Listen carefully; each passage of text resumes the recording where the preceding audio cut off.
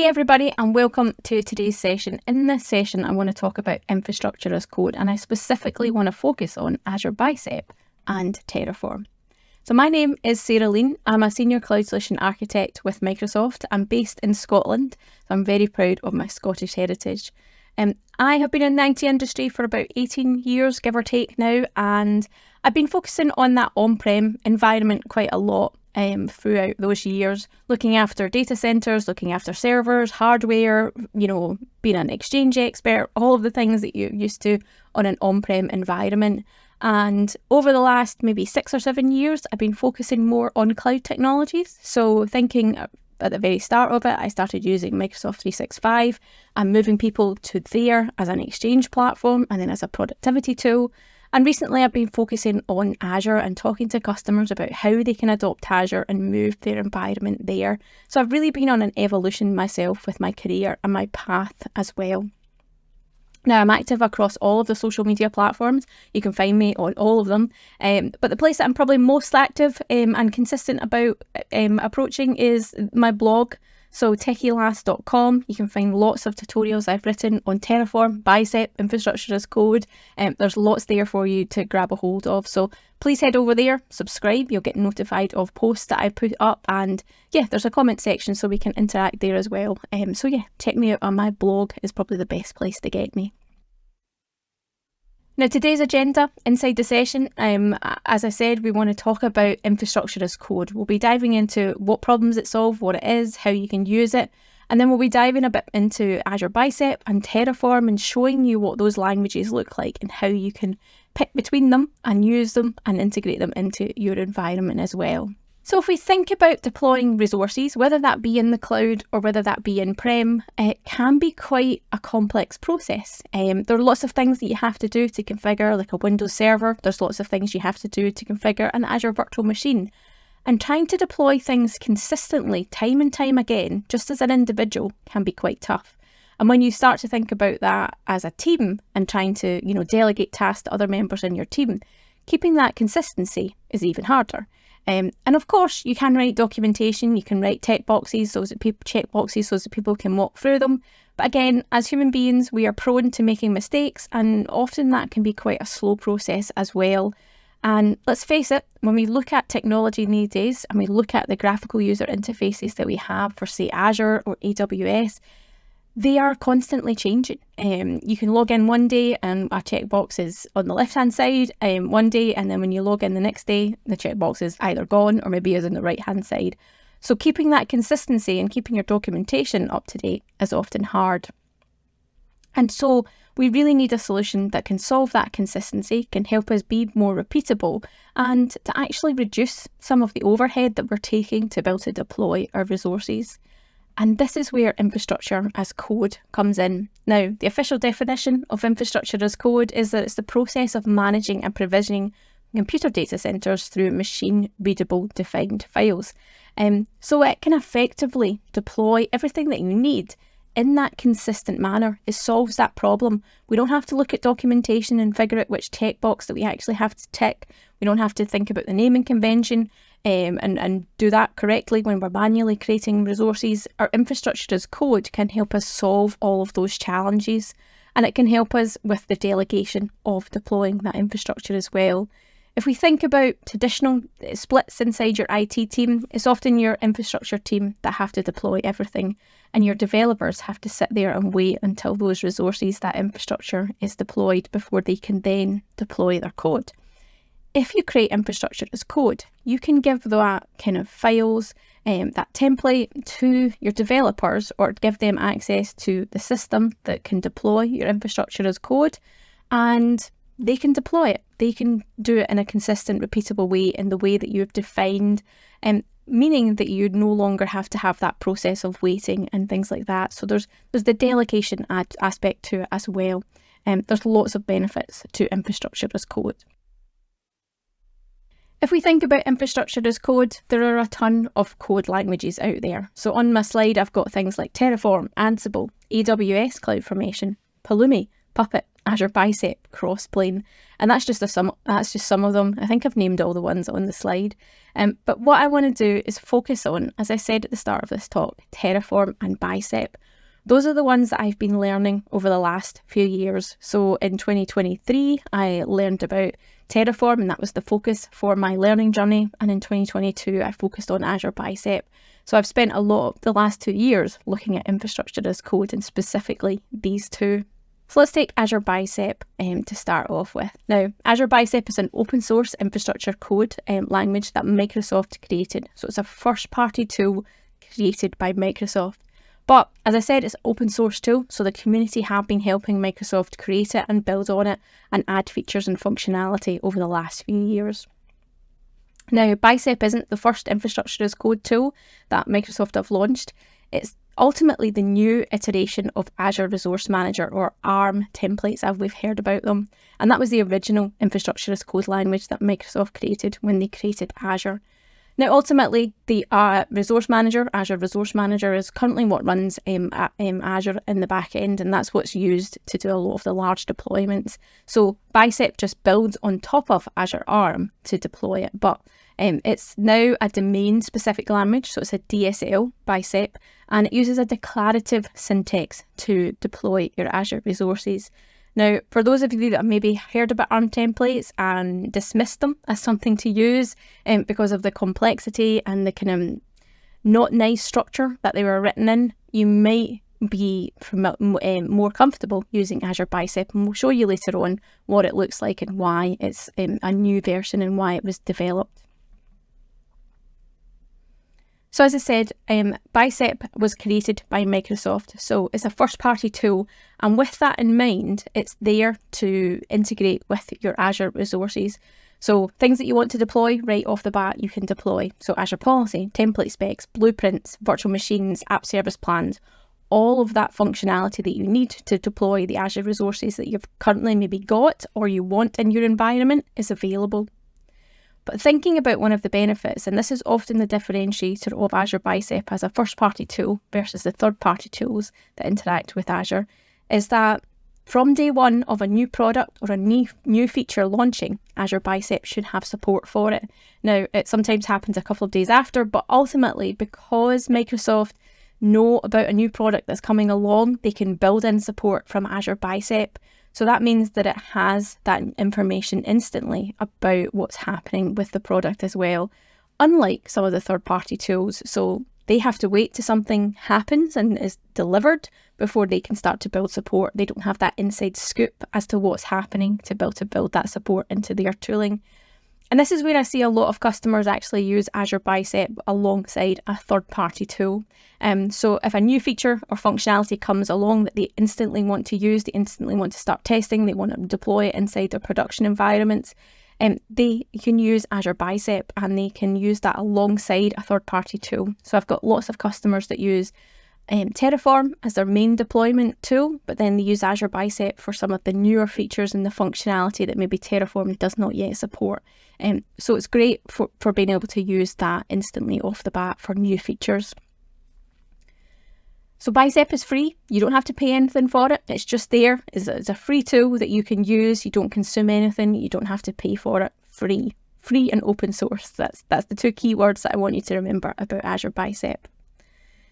So Azure Bicep allows you to divide your code into small, easy to manage pieces that we call modules. So each would deploy a set of resources, and that ultimately simplifies the deployment, allowing you to reuse code across your projects. And you can easily add modules from one Bicep file to another Bicep file and start to build up that repository of code that you have.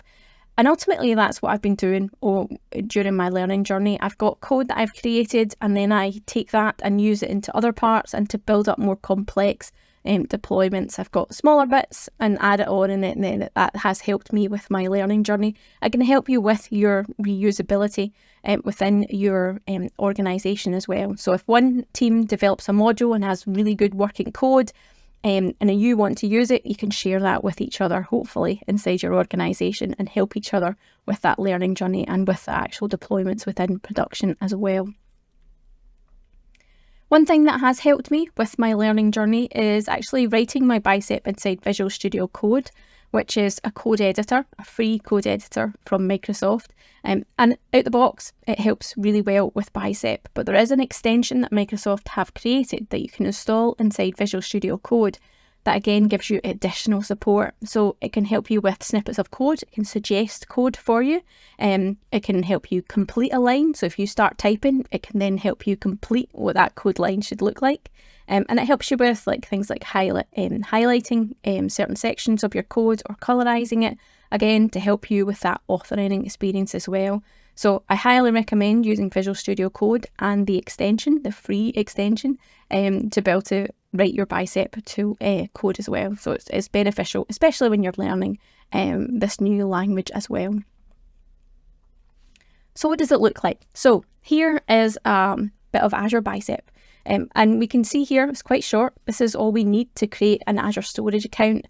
And I counted it, it's 11 lines of code. And this will create, if we deployed it, actually an Azure storage account. So let's break it down and explain what's happening here. So the first line of code tells Azure that you're trying to deploy a resource, and that resource type is a storage account. Now the part that says Microsoft.storage/account, storage account, and then the date is actually referencing the API version that we want to use to be able to deploy that resource. Now I think this might be slightly out of date, there might be a newer version of the API, but ultimately you can use any supported API here if you want to get some functionality or consistency within your environment. The next line is defining the name of the resource. So in this instance, we're going to call it Toy Lodge Storage. And then we're declaring what location, so which Azure region or data center we want to deploy this resource to. And we're using West US 3. Then we actually define the SKU type that we're going to use. So a standard LRS storage account, so a local redundant storage account.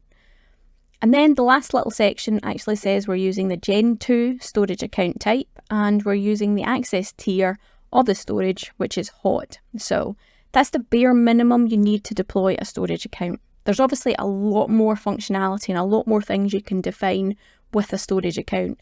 However, that's the bare minimum that you need to be able to deploy a storage account inside Azure. Hopefully what you can see from it, even if you're brand new to Azure and brand new to Azure Bicep, is that it's very readable from a human viewpoint. And the syntax format isn't too confusing. There's not a lot of extra brackets or commas or troubleshooting to do. It's fairly simple and fairly straightforward, hopefully, to be able to actually create and start to build up your Azure Bicep templates and deployments as well. So let's have a look at Terraform. So Terraform is also an open source infrastructure as code tool. It's been developed by HashiCorp. So it allows you, again, to be able to define and manage your infrastructure resources as code, and enabling you to automate them, the provisioning and the configuration of it in that repeatable and scalable way, just like any other infrastructure as code tool and language that we have. Now, one of the things that we have to think about though with Terraform is it can actually support a bunch of different platforms and providers. So you can write Terraform that deploys AWS resources, Azure resources, Google Cloud resources, and even some of your on-prem infrastructure as well. So that's a key differentiator. Whereas Azure Bicep only supports Azure, Terraform can support multiple cloud providers and your on-prem environment. So it gives that scalability and that differentiator with it. It's also a declarative language, so the same as Azure Bicep, so it has that functionality as well. So if we think about the benefits of Terraform, why would you pick Terraform? So as I said, it can actually deploy resources to multiple environments, multiple cloud providers. And this means that you can have the same tool and build up consistency within your environment. So if your team learn Terraform, then they can write Terraform for Azure, for AWS, for Windows, for VMware. They can build up that platform, they can build up that skill set and reutilize it. You're not having to use a different tool. So if you're used to using Terraform for your on-prem environments and you're moving into the cloud, then you can use Terraform for those cloud deployments. Now the code is different, so you can't take your Azure code and then just change all the references to Azure to AWS and it'll work. You do have to understand the syntax for each provider. However, you can take that skill set of knowing how Terraform works, how the syntax is written, and be able to use that with different environments as well. So that's something to think about when you're picking an infrastructure as code tool or evaluating it. Just like Azure Bicep, Terraform supports modularity. So again, meaning you can create little chunks of code that you can reuse and share between projects and teams. So again, building up your momentum, building up your knowledge base, and building up that repository of reusable code that's deployed within or configured within the way that your organization wants it to be. One of the things that I found while learning Terraform is that the community is really large. There's a lot of information out there. I've used YouTube community videos, I've used GitHub repositories, blog posts, I've talked to people on X or Twitter over the year, and I was able to do a lot of learning free of charge with the Terraform, and then go and pass the certification. So there's a HashiCorp Terraform Associate exam that you can pass to kind of prove that you know Terraform. And I did that all through free resources from the community. I used a lot of official resources as well from HashiCorp, but there's a large community of resources available to you, and lots of people there are willing to help you as well on that learning journey, or to help you understand why something isn't working within your environment. So that's something to bear in mind with when you're picking again a infrastructure as code tool. Is there support there to help you with your journey on that? Now, taking a look at what Terraform looks like, this is an example of Terraform, and we're doing exactly what we did with our Azure Bicep template. We're creating an Azure storage account. So there's 18 lines of code here. Not a lot of difference between our Azure Bicep and our Terraform template. So that's a good thing. That's a good thing that they're both compact and you can look at them. So if we break this down, let's take a look. So in the first 4 or 5 lines of code, it's starting to establish what Terraform providers you need. Now, a Terraform provider is essentially a plugin that interacts with an API. So in this case, we're telling Terraform we want to interact with the Azure provider or the Azure API instance in the back end to help deploy our resources for us. And the next section, the section at the bottom that starts with resource, is telling Terraform to deploy a storage account. So we're declaring the storage account name, just like we did inside at Bicep. We're specifying a resource group this time to deploy our storage account in. We're specifying the Azure region and the type of storage account. Again, a hot standard LRS storage account there. So again, the bare minimum information has been provided for this Azure storage account, but you can see, hopefully again, that this is also fairly straightforward to read as a human being. Again, whether you're new to Azure or whether you're new to Terraform, you can probably guess what's happening and quickly understand what is happening here within this code. And that's really good. That's good from anybody's case in point, from learning these languages to getting it to grips with more of the complex code examples. And let's face it, this is a very simple example. And when you start to do production deployments, these code lines are going to get beyond 18 lines, are going to get beyond 11 lines, and they're going to get more complex. So the easier to read that it is, the better for everybody involved, especially when it comes to troubleshooting something that's happening inside your environment. So let's take a look at some infrastructure as code best practices. And regardless of what infrastructure as code language you're using, let's take a look at some of the best practices that you can apply to them. As with any code, storing it within a version-controlled system is the best way to provide an audit trail of code changing, giving people a better collaboration experience and allowing things like peer reviews to happen. So using things like Git and GitHub Actions or Azure DevOps to be able to store and version control your code is something that you really need to think about. Now, infrastructure as code can help reduce the amount of misconfigurations that are made when deploying resources. However, it is still possible to misconfigure using infrastructure as code.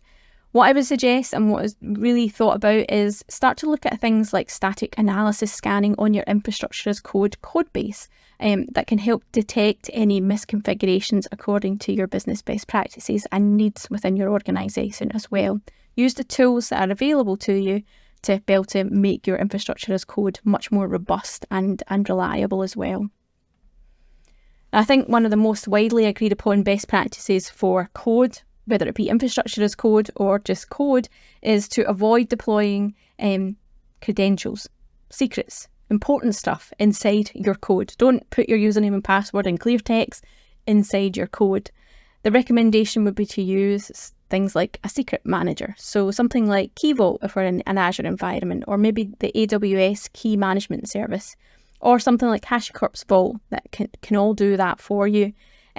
So make sure you're thinking about storing your secrets, that important information, in the relevant place, so some kind of secret manager. If we look at things like Azure DevOps or GitHub Actions, there are places inside there that you can store your secrets as well.